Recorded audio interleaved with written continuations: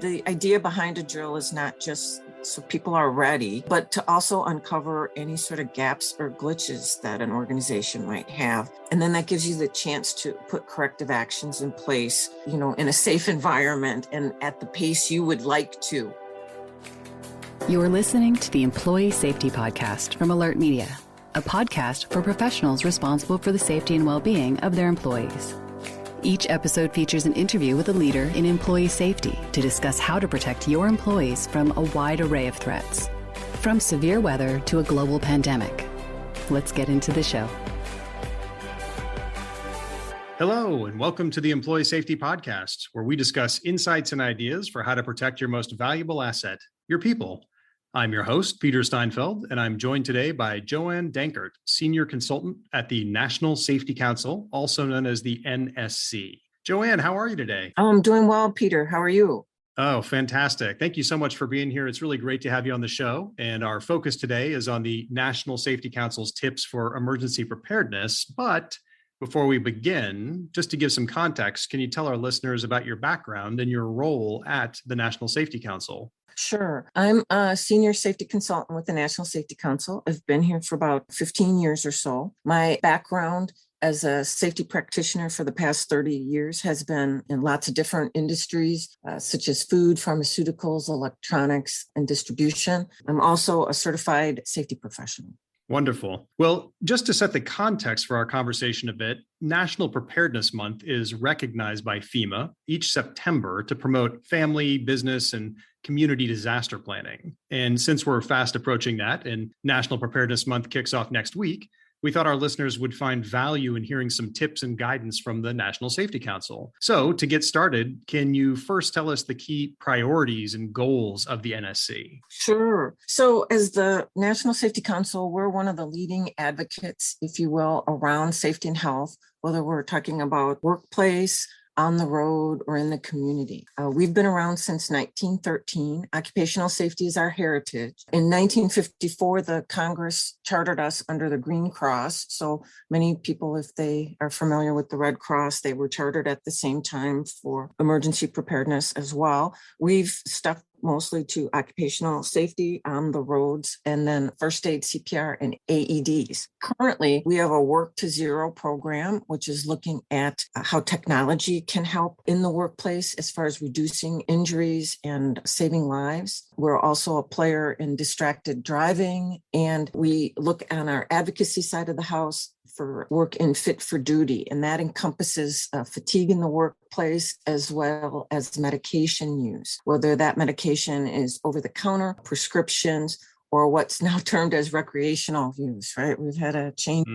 Each state sort of looks at those types of things. And so how an employee comes to work and how they're prepared to do their jobs is important and sometimes leads to injuries and unfortunately fatalities. So we want to save lives from the workplace to any place. As you were talking, I was thinking about those signs you see when you go to a manufacturing facility or an industrial area where it says, we've had this many days since the last accident. Is that something that sprung out of the NSC, or was that just something that popped up at someone's office at some point? I think perhaps a best practice maybe that we've probably shared over the course of time. And it's kind of a nice way to recognize, good work that employees and employers are doing on their job sites. And so you're right, Peter, we see that a lot. Sometimes it's even a stoplight, right? Green, we haven't had an injury, or yellow, maybe we had some sort of minor injury like a first aid type of thing. So very common, yes. Okay. Well, it's fascinating. I didn't know the history of the organization went back to pre-World War I. So that's amazing. In your experience, what are the most common preparedness challenges that businesses face that relate to employee safety and well-being overall? Well, I think employers get overwhelmed with preparing for the multitude of potential injuries that can emergencies, I should say, that can take place at their facility or on their job site. You have to prepare for fire or medical, or depending on what area of the country you are, various weather-related things, earthquakes, workplace violence, and active shooter. Unfortunately, we see more and more chemical spills and leaks, but sometimes we're also talking about an integrated plan. So it can have to do with maybe data breaches, which we're all, I think, familiar with, various situations that we've seen in the news in recent weeks. And so it can be somewhat overwhelming, I think, to think, oh, I have to have a plan for each one of those. And so they might have the basics, but sometimes can get surprised or overwhelmed. Interesting. So as you assess an organization's emergency preparedness plan, how do you analyze the plan's strengths and weaknesses, taking into consideration what you just said? Well, we like to do what we would consider to be a risk assessment of sorts. So have an understanding of what types of hazards might be on that job site or in that facility, because the needs for a manufacturing facility would be different from retail, right? In retail, you're dealing with customers and a little less influence over customers, where in manufacturing, those employees tend to work for you and you can guide them. And so the idea here is for us to look at least making sure that those basic things are covered. If you have a medical emergency, what would you do? If there's a fire, how would you alert people to that? Or where would you go to shelter in place if you've had some sort of weather type situation, or things like active shooter, the run, hide, fight mechanism. If you've got chemicals on site, what sort of materials do you have for chemical spill cleanup? And how are your employees trained? And what personal protective equipment do you have? So what we're trying to do is gauge if the plan is what we would consider to be right-sized, right? It doesn't overly complicated. And in most urban settings, we can always go to 911 and get the professionals to come and help us on site. We're looking for the employer to be able to mitigate it until emergency responders can assist. So it seems like for most organizations, it's a common puzzle that you just have to rearrange to fit what's most important to you based on the risks that you face, but it's always, generally speaking, the same things. There's definitely some commonalities. There's no doubt about it. But for example, say food manufacturing, you might use ammonia for refrigeration, right? That's not very common, and it's also very deadly. So you want to know that they have a plan in place. What would you do if you have an ammonia leak? How would you protect employees? Where would the proper shelter in place spot be? Or which way is the wind blowing? And who do we need to tell that the chlorine cloud is moving, type of a thing? So there is, I think, a certain amount of specification, based on specific hazards you might have. As you think about your consulting over the years, do you think there's a kind of a common theme of, wow, I can't believe these people are not thinking of these things as risks that just pop up over and over? Yeah, I think there's some of that.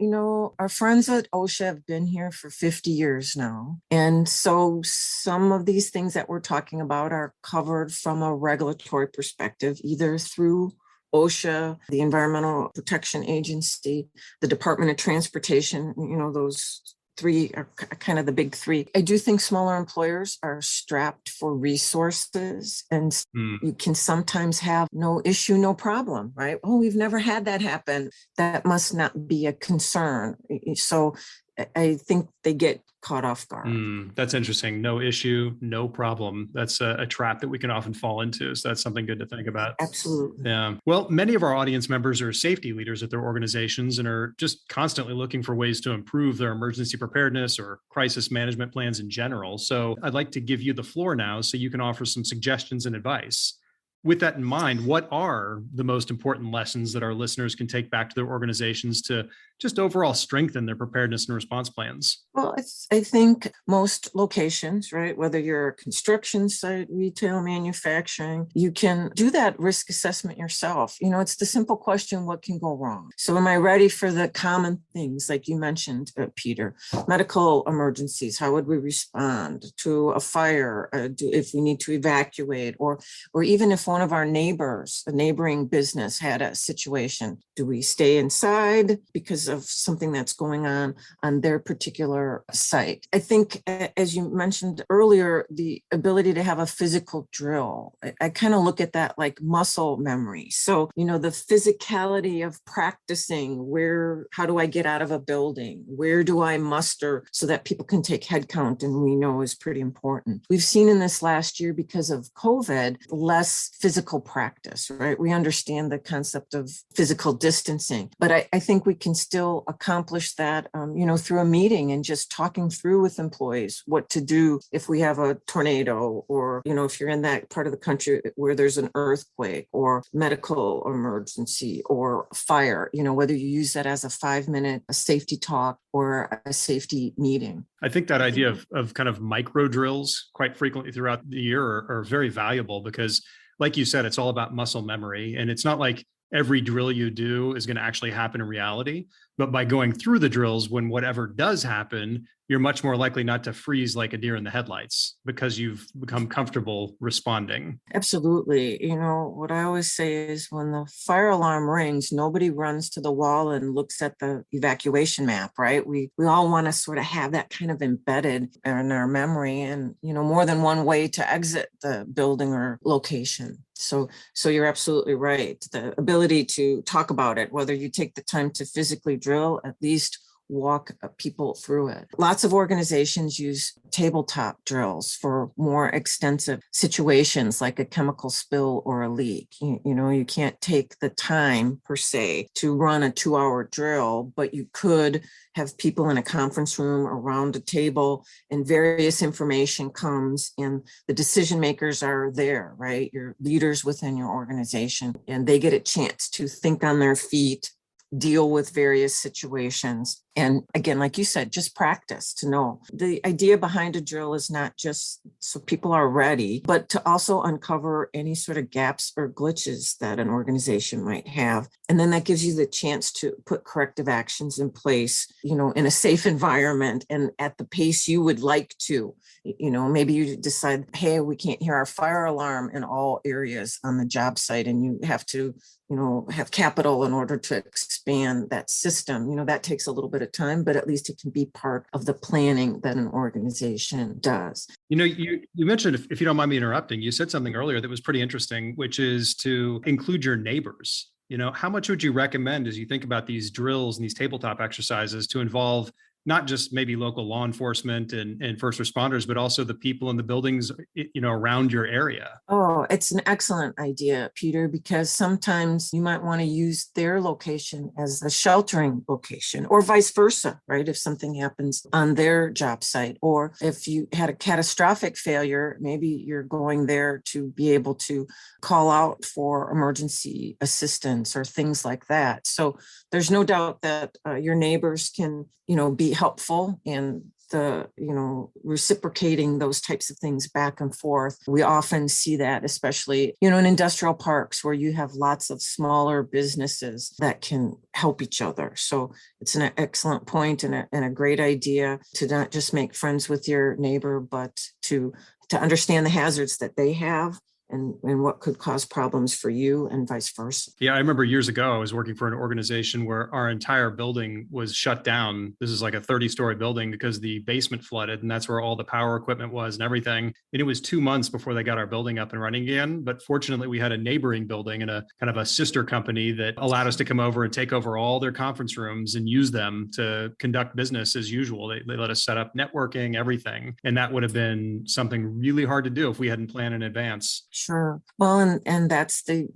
great example of, you could even have a tabletop drill that says, well, what happens if water gets into this area? A pipe burst, a forklift operator hits a sprinkler line, right? Those are kind of common things that can sometimes happen. I think another thing related to drills is just exploring some of the software options that we have to do broadcast messaging. We see this now on college campuses. Unfortunately, it might be more along the lines of active shooter, but lots of larger organizations, like the example you mentioned, could send out a broadcast message either via email or text message about a situation that's going on and that you need to evacuate or to avoid a certain area of a job site or a facility because of an emergency type situation. And then there's also this concept of an integrated contingency plan. That it not just looks at the safety and health piece, but what if we lose power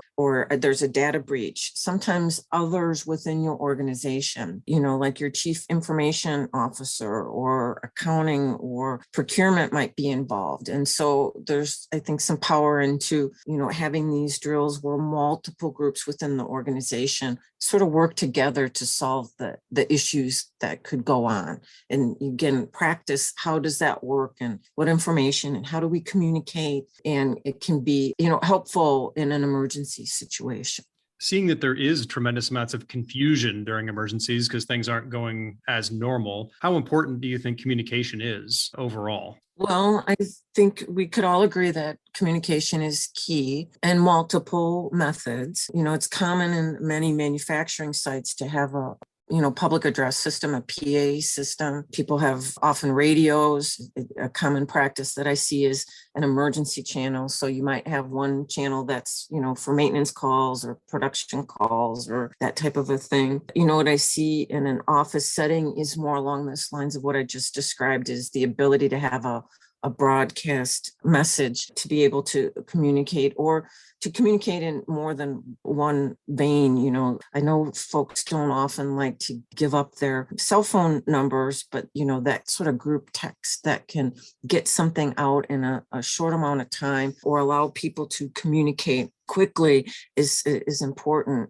Sometimes when it's catastrophic, right? The tornado comes through. Sometimes you lose cell phone coverage or the repeater for your radio systems, and seeking that alternative method is critical. If not to fight the fire, it might be to just get emergency response moving in your direction and help with medical type situations. So, Peter, I think another great thing for organizations to take a look at is just how communication happens internally with leadership. You had mentioned about butting up kind of with local police and fire, but during an emergency, sometimes leaders within our organization, because they lead the organization, sometimes feel the pressure to lead the emergency as well. And often they don't have the same type of training that others within their organization have. So it's super important for the emergency response teams to communicate with leadership, to be able to keep them updated on what's going on as far as how they're progressing and, working on that particular emergency,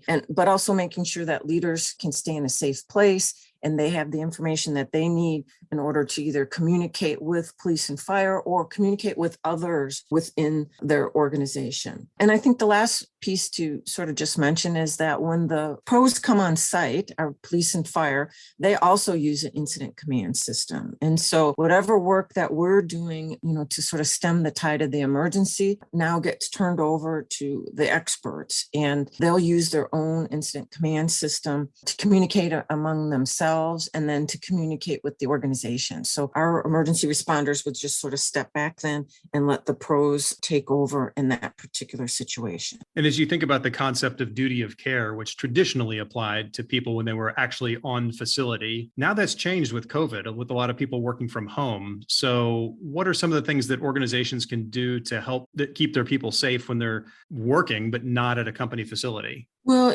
we can think about being safe at home. It's sort of like things that I learn at work, they can apply at home as well. I think the concept of, having an evacuation plan at home, I know that sounds kind of goofy or odd, but, if something happened, where would we meet? Would we meet at the oak tree, at the neighbors across the street? Or would we all call, Aunt Susie, if somehow we got separated? So having that sort of communication plan or exit plan is super important. If you've learned first aid CPR at work, it definitely helps, at home, whether, it's at the Little League game or at a church dinner or something like that. So thinking about, first aid CPR training, maybe for somebody in your family, not just thinking about using it at work. First aid kits at home and in your car for small things. I know we all can call 911, but, sometimes having something handy there, little things like how do you store important documents? Birth certificates, passports. Do you have it in a fireproof box that will last for a couple of hours? That kind of organization ahead of time can save some heartache on the back end of trying to recreate important documents or even memories for that perspective. And then I think the last thing to speak about would be utility shutoffs. We don't tend to be able to shut the water off to our homes or electricity, but having the emergency number for, your gas company, your water company, your electric company can be also helpful to, if something happens, trees down and hits the electric pole or whatever, right? The ability to be able to report that, gets people to a safe area so they don't get zapped. Well, we certainly experienced that here in Texas back in, January or February, where we had the freeze and lots of people had water just running all over their house when pipes burst. So just knowing something as simple as where to turn the water off before that becomes a problem can really just help out tremendously. Absolutely. It saves a lot of damage and cleanup in the long run. So as people start thinking about National Preparedness Month in September, do you have any resources or websites that you would recommend for our listeners that could help them out? Oh, absolutely. So first they can go to FEMA.gov, FEMA.gov, and they have an emergency management tab that just has tons of information. And FEMA also has an app. So, for both iPhones and Androids. So it can help you, with floods and disaster assistance, lots of great information from FEMA. OSHA.gov, OSHA.gov, go to the search box on the top right-hand corner. You can type in emergency preparedness and response, and they can give you the basic things around, how to create an evacuation plan or the important things to have in a first aid kit. Emergency.cdc.gov, that website has maybe a lot of COVID things, but if you scroll further down, they also have things that are storm related, hurricane related, since we're in the hurricane season. Ready.gov/kit has a lot of things, to your point earlier, Peter, around being prepared at home, water, flashlights and batteries, some of those basic things that when the power goes out, we're sort of scurrying for. And then, of course, you can go to our website, nsc.org, and type in the search box emergency response and some tips again for at home or at work templates around emergencies. Fantastic. Well, you've certainly given our audience a lot of great advice to think about as we head into National Preparedness Month. So thank you so much for being on the show today. We really appreciate your time, expertise, and advice. Well, thank you for having me, Peter. You bet. If anyone listening has follow-up questions or just wants to connect with you, what's the best way for them to find you out there? Email address, Joanne, JOANN .Dankert, DANKERT @NSC.org. Excellent. Well, thanks again for taking time to join us on the Employee Safety Podcast. And for the rest of you out there, remember, nothing ever goes 100% according to plan in an emergency. So communication is incredibly important. If you can't communicate, you can't recover. Until next time. Alert Media is changing the way your leaders and response teams connect and communicate effectively when seconds matter. We provide our customers with a comprehensive solution for monitoring threats around the world and deploying fast, effective emergency communication. You need a panic-proof solution for high-stakes moments. In just a few clicks, your team can send a multi-channel notification to an impacted group of people and confirm their safety immediately. When employee safety is at stake, don't just communicate. Connect and confirm with a robust emergency communications solution. Visit alertmedia.com for more information. You've been listening to the Employee Safety Podcast. To ensure that you never miss an episode, subscribe to the show in your favorite podcast player. If you're listening in Apple Podcasts, we'd love for you to give a quick rating of the show. Just tap the number of stars you think the podcast deserves. Thank you so much for listening. Until next time.